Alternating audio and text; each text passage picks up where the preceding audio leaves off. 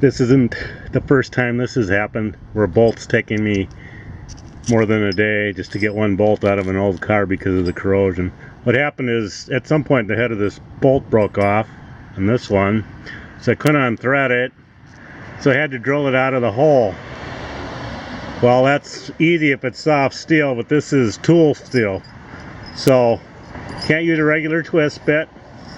You have to use a masonry bit. And I used several of them, burned up a couple tips. It took a while, but after about an hour and a half of drilling, it gave way, and I mostly centered up on the hole. So that's the hole I drilled. Had to drill the threaded end out, which is a huge pain. Here's the replacement bolt. It'll actually work because there's actually, since the threads are probably mostly cooked on this, I can actually put a nut on that end. And this is the lower ball joint. And that was what needed to come out. That's what failed on my car, made the drive shaft fall off. So here's the replacement, all nice shiny new. Put that in there, put the new bolt in.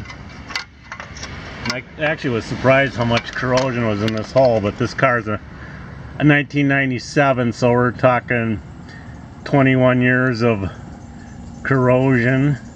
So it was like, actually had to pound on it with a cold chisel and a small mallet for, I don't know, 20 minutes to get this thing to pop out of this, even after I loosened up the nut up there to loosen the, but technically should drop out after you loosen that up if there's no corrosion. I'm going to have to clean this up because this is the weather boot on this universal joint for my drive shaft. That had failed a while ago, so there's all kinds of grit and stuff in there. So clean that up, take a look. I might have to replace components here, I'm not sure. It looks pretty grim. So I'm not anxious to do the other lower ball joint on the other side, but I hit a huge pothole this last winter, late winter, so that's why this failed. But I suppose I should get to the other lower ball joint, and then I'll be putting on a new shock. I could have put a new spring on, but this is a vintage vehicle at some point. Got to call it quits for what you want to replace. Would have been nice, but another 60-70 bucks a side, so I don't know.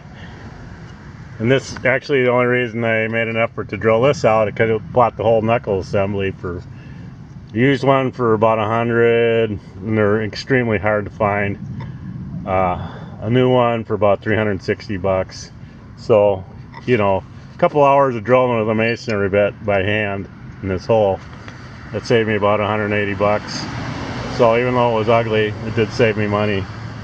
And it looks like there's plenty of steel left there, so I got no worries that once I put this bolt in with a nut, it should hold. So there you have it. That was a major piece of work. Anyways, old cars, sometimes when you get into these situations where you got corrosion, it's just, you got to fight it. Get one bolt or two bolts, and that can take a day or two to figure out how to get a bolt out. So like I say, I could have just bought a new part, but very expensive, 360 bucks. So a couple hours of ugly drilling, I saved some money.